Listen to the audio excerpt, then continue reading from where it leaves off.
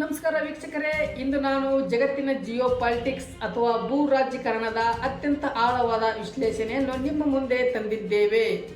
ಅಂತಾರಾಷ್ಟ್ರೀಯ ಮಟ್ಟದ ಪ್ರಸಿದ್ಧ ಸಂಸ್ಥೆ ಚಾಥಮ್ ಹೌಸ್ ಇತ್ತೀಚೆಗೆ 3 ಪ್ರಮುಖ ವರದಿಗಳನ್ನು ಬಿಡುಗಡೆ ಮಾಡಿದೆ.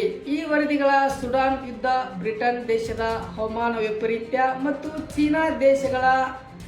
ಚೀನಾ ಮತ್ತು ರಷ್ಯಾ ದೇಶದ ಸಂಬಂಧ ಬಗ್ಗೆ ಕಣ್ಣಿಗೆ ಕಟ್ಟು ಐಡೆಂಟಿಟಿ ನೀಡಿದೆ. ಆದರೆ ಇದಲ್ಲದೆ ಮಧ್ಯ ಭಾರತ ಪಾತ್ರವೇನು, ಭಾರತದಲ್ಲಿ ಪ್ರಸ್ತುತ ಇವತ್ತು ಏನು ನಡೀತಾ ಇದೆ ಮತ್ತು ಜಗತ್ತಿನ ಈ ಬಿಕ್ಕಟ್ಟುಗಳಿಂದ ಭಾರತ ಸಿಗಲಿರುವ ಅತಿದೊಡ್ಡ ಲಾಭ ಏನು, ಬನ್ನಿ ಇಂಚಿಂಚಾಗಿ ವಿಶ್ಲೇಷಣೆ ಮಾಡೋಣ. ಸುಡಾನ್ ಯುದ್ಧಗಳ ಕರಾಳ ಮುಖ ಮತ್ತು ಭಾರತದಲ್ಲಿ ಬ್ಯಾಂಕಿಂಗ್ ಶಕ್ತಿ. ನೋಡಿ, ಮೊದಲನೇದಾಗಿ ಆಫ್ರಿಕಾದ ಸುಡಾನ್ ದೇಶದಲ್ಲಿ ನಡೆಯುತ್ತಿರುವ ಭೀಕರ ನಾಗರಿಕ ಯುದ್ಧ.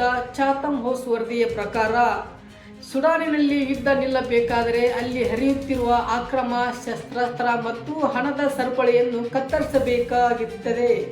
ಸುಡಾನಿನ ಕೆಲವು ಉಗ್ರಗಾಮಿಗಳು ಗುಂಪುಗಳು ಸೇನಾ ಮತ್ತು ಬಣ್ಣಗಳು ಗಲ್ಫ್ ದೇಶಗಳ ಮೂಲಕ ಮತ್ತು ಕೆಲವು ರಹಸ್ಯ ಅಂತಾರಾಷ್ಟ್ರೀಯ ಬ್ಯಾಂಕಿಂಗ್ ಚಾನೆಲ್ ಮೂಲಕ ಕೋಟ್ಯಾಂತರ ರೂಪಾಯಿ ಹಣವನ್ನು ವರ್ಗಾವಣೆ ಮಾಡಿಕೊಳ್ಳುತ್ತವೆ.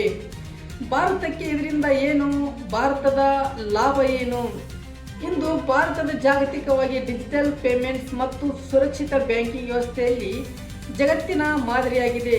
G20 ಮತ್ತು ಗ್ಲೋಬಲ್ ಸೌತ್ ದೇಶಗಳ ನಾಯಕನಾಗಿ ಭಾರತ ಈ ಅಕ್ರಮ ಹಣದ ಹರಿವನ್ನು ತಡೆಯಲು ಅಂತಾರಾಷ್ಟ್ರೀಯ ಮಟ್ಟದ ನಿಯಂತ್ರಣ ತರಲು ಮುಂದಾಗಿದೆ.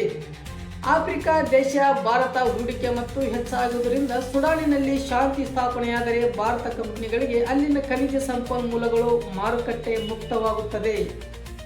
ಅಷ್ಟೇ ಅಲ್ಲದೆ ಆಫ್ರಿಕಾ ದೇಶಗಳು ಚೀನಾ ನಂಬುವ ಬದಲು ಭಾರತ ನಮ್ಮ ನಿಜವಾದ ಮಿತ್ರ ಅಂತ ಒಪ್ಪಿಕೊಳ್ಳಲು ಇದು ದೊಡ್ಡ ಅವಕಾಶವಾಗುತ್ತದೆ.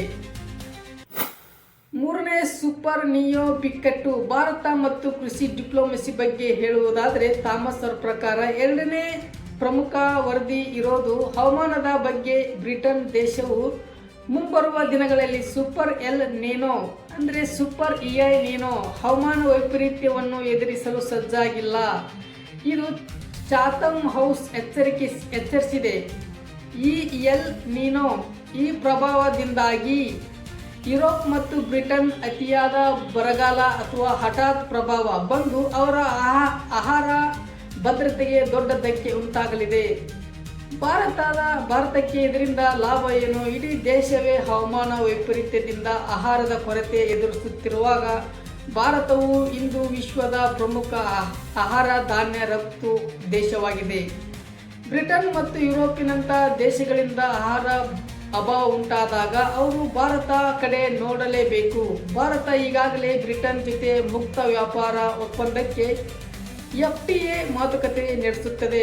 ನಮ್ಮ ಕೃಷಿ ಉತ್ಪನ್ನಗಳ ಬಗ್ಗೆ ಯುರೋಪ್ ಮಾರುಕಟ್ಟೆಯಲ್ಲಿ ಭಾರಿ ಬೇಡಿಕೆ ಇದೆ. ಇದು ಭಾರಿ ಬೇಡಿಕೆ ಸಿಗಲಿದೆ ಮತ್ತು ಭಾರತದ ರೈತರ ಮತ್ತು ದೇಶದ ಆರ್ಥಿಕತೆಗೆ ನೇರ ಲಾಭ ಬರಲಿದೆ.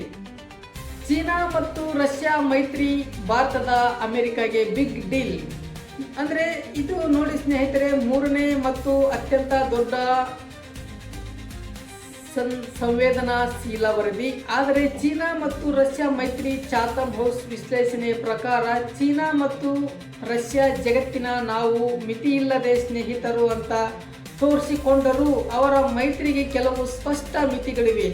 ರಷ್ಯಾಗೆ ಚೀನಾದ ಆರ್ಥಿಕತೆ ಸಹಾಯ ಬೇಕು ನಿಜ, ಆದರೆ ಚೀನಾ ತನ್ನ ಸ್ವಾರ್ಥಕ್ಕಾಗಿ ರಷ್ಯಾವನ್ನು ಬಳಸಿಕೊಳ್ಳುತ್ತದೆ ಎಂಬ ಆತಂಕ ರಷ್ಯಾಗೂ ಗೊತ್ತಿದೆ. ಆದರೆ ಭಾರತದಲ್ಲಿ ಪ್ರಸ್ತುತ ಇವಾಗ ಏನು ನಡೀತಿದೆ, ಈ ಚೀನಾ ರಷ್ಯಾ ಮೈತ್ರಿಗೆ ಕೌಂಟರ್ ಕೊಡಲು ಭಾರತ ಇವತ್ತು ಜಾಗತಿಕ ವೇದಿಕೆಯಲ್ಲಿ ಭಾರಿ ದೊಡ್ಡ ಗೇಮ್ ಆಡ್ತಾ ಇದೆ. ಏನಂದರೆ ಅದು ಪ್ರಸ್ತುತ ದೆಹಲಿಯಲ್ಲಿ ಕ್ವಾಡ್ ವಿದೇಶಾಂಗ ಸಚಿವರ ಮಹತ್ವ ಸಭೆ ನಡೀತಾ ಇದೆ. ಅಮೆರಿಕ ಪ್ರಭಾವಿ ಸ್ಟೇಟ್ ಸೆಕ್ರೆಟರಿ ಮಾರ್ಕೋ ರುಬಿಯೋ ಅವರು ದೆಹಲಿಗೆ ಬಂದಿಳಿದಿದ್ದಾರೆ. ಅಮೆರಿಕ ಮತ್ತು ಭಾರತದ ನಡುವೆ ಅತ್ಯಂತ ಮಹತ್ವದ ಮುಕ್ತ ವ್ಯಾಪಾರ ಒಪ್ಪಂದ ಟ್ರೇಡ್ ಅಗ್ರಿಮೆಂಟ್ ಅಂತಿಮ ಹಂತಕ್ಕೆ ತಲುಪಿದೆ ಎಂದು ಸ್ವತಃ ರುಬಿಯೋ ಘೋಷಿಸಿದ್ದಾರೆ. ಭಾರತ ರಷ್ಯಾದೊಂದಿಗೆ ಉತ್ತಮ ಸಂಬಂಧ ಹೊಂದಿದ್ದು ಚೀನಾ ಕಡೆಗೆ ರಷ್ಯಾ ಸಂಪೂರ್ಣವಾಗಿ ವಾಲಿ ಹೋಗದಂತೆ ತಡೆಯುವ ಏಕೈಕ ಶಕ್ತಿ ಅದು ಭಾರತಕ್ಕೆ ಮಾತ್ರ ಇರುವುದು. ಇತ್ತ ಅಮೆರಿಕ ಕೂಡ ಚೀನಾವನ್ನು ನಿಯಂತ್ರಿಸಲು ಭಾರತವೇ ನೆಚ್ಚಿಕೊಂಡಿದೆ. ನೋಡಿ, ಭಾರತಕ್ಕೆ ಇದರಿಂದ ಒಟ್ಟಾರೆ ಆಗುವ ಲಾಭಗಳೇನು, ಭಾರತ ಇದರಿಂದ ಎಚ್ಚೆತ್ತುಕೊಳ್ಳಬೇಕಾದ ಕಾರ್ಯವೇನೆಂದರೆ ಭಾರತದ IT ಹಬ್ಗಳು, ಹೊಸ ಫ್ಯಾಕ್ಟರಿಗಳು, ಮೇಕ್ ಇನ್ ಇಂಡಿಯಾ ಮತ್ತು ವಿಶ್ವ ಭೂಪಟದಲ್ಲಿ ಭಾರತದ ಧ್ವಜ ಎದ್ದು ಕಾಣುವ ಹಾಗೆ ಆಗುವುದಾದರೆ ಇದು ವೀಕ್ಷಕರೇ ಈ ಎಲ್ಲ ರಾಷ್ಟ್ರೀಯ ಅಂತಾರಾಷ್ಟ್ರೀಯ ಬೆಳವಣಿಗೆಯಿಂದ ಭಾರತಕ್ಕೆ ಸಿಗುವ ಲಾಭವನ್ನು ನಾವು 3 ಪಾಯಿಂಟ್ಗಳಾಗಿ ನೋಡೋಣ. ಇದು ಆರ್ಥಿಕ ಲಾಭ, ಎಕನಾಮಿಕ್ಸ್ ಗ್ರೋತ್, ಅಮೆರಿಕದೊಂದಿಗೆ ಮುಕ್ತ ವ್ಯಾಪಾರ ಒಪ್ಪಂದವಾದರೆ ಭಾರತ IT, ಟೆಕ್ಸ್ಟೈಲ್ ಮತ್ತು ಫಾರ್ಮಾ ಔಷಧಿ ರಂಗಕ್ಕೆ ಬಿಲಿಯನ್ ಗಟ್ಟಲೆ ಡಾಲರ್ ಹೂಡಿಕೆ ಬರಬಹುದು. ಸರಬರಾಜು ಸರಪಳಿಯ ನಾಯಕ, ಸಪ್ಲೈ ಚೈನ್ ಹಬ್, ಚೀನಾ ಮೇಲಿನ ಜಾಗತಿಕ ನಂಬಿಕೆ ಮತ್ತು ಕಡಿಮೆಯಾಗುತ್ತಿರುವುದರಿಂದ ಜಗತ್ತಿನ ಅತಿ ದೊಡ್ಡ ಕಂಪನಿಗಳು ಭಾರತ ತಮ್ಮ ಉತ್ಪಾದನಾ ಕೇಂದ್ರವಾಗಿ ಮ್ಯಾನುಫ್ಯಾಕ್ಚರಿಂಗ್ ಹಬ್ ಅಂತ ಆಚರಿಸಿಕೊಳ್ಳುತ್ತವೆ. ರಾಜತಾಂತ್ರಿಕವಾಗಿ ಹೇಳುವುದಾದರೆ ವಿಜಯ್ ಡಿಪ್ಲೊಮ್ಯಾಟಿಕ್ಲಿ ಪಶ್ಚಿಮ ದೇಶಗಳು, ಅಮೆರಿಕ, ಬ್ರಿಟನ್ ಮತ್ತು ಪೂರ್ವ ದೇಶಗಳ ನಡುವೆ ಬ್ಯಾಲೆನ್ಸ್ ಮಾಡಬಲ್ಲ ಏಕೈಕ ವಿಶ್ವಾಸಾರ್ಹ ದೇಶವಾಗಿದೆ ಭಾರತ ಹೊರಹೊಮ್ಮುತ್ತಿದೆ. ನೋಡಿ ವೀಕ್ಷಕರೇ, ಈಗ ಜಗತ್ತು ಬಿಕ್ಕಟ್ಟಿನಲ್ಲಿದ್ದಾಗ ಭಾರತ ಅದನ್ನು ದೇಶದ ಬೆಳವಣಿಗೆಗೆ ಮತ್ತು ಜಾಗತಿಕ ಶಾಂತಿಗೆ ಹೇಗೆ ಬಳಸಿಕೊಳ್ಳುತ್ತದೆ ಎಂಬುದು ಇಂದಿನ ಬೆಳವಣಿಗೆಗಳೇ ಸಾಕ್ಷಿ. ದೆಹಲಿಯಲ್ಲಿ ನಡೆಯುತ್ತಿರುವ ಕ್ವಾಡ್ ಸಭೆ ಮತ್ತು ಭಾರತ ಅಮೆರಿಕದ ಈ ಸಂಬಂಧದ ಮಹತ್ವ, ವ್ಯಾಪಾರ ಒಪ್ಪಂದದ ಬಗ್ಗೆ ನಿಮಗೇನು ಅನಿಸುತ್ತದೆ? ನಿಜಕ್ಕೂ ವಿಶ್ವಗುರು ಆಗುತ್ತಾ ಭಾರತ? ನೋಡಿ, ನಿಮ್ಮ ಅನಿಸಿಕೆ ಹಂಚಿಕೊಳ್ಳಿ. ವಿಡಿಯೋ ಇಷ್ಟ ಆದರೆ ಲೈಕ್ ಮಾಡಿ, ಶೇರ್ ಮಾಡಿ. ಇಂಟರ್ನ್ಯಾಷನಲ್ ಅಫೇರ್ಸ್ ಆಸಕ್ತಿ ಇರೋ ನಿಮ್ಮ ಸ್ನೇಹಿತರಿಗೆ ಶೇರ್ ಮಾಡಿ ಮತ್ತು ಇಂಥದ್ದೇ ಇನ್ ಡೆಪ್ತ್ ಅನಾಲಿಸಿಸ್ ನಮ್ಮ ಚಾನಲ್ ಸಬ್ಸ್ಕ್ರೈಬ್ ಆಗುವುದನ್ನು ಮರೆಯಬೇಡಿ. ಧನ್ಯವಾದಗಳು. ಜೈ ಹಿಂದ್, ಜೈ ಕರ್ನಾಟಕ.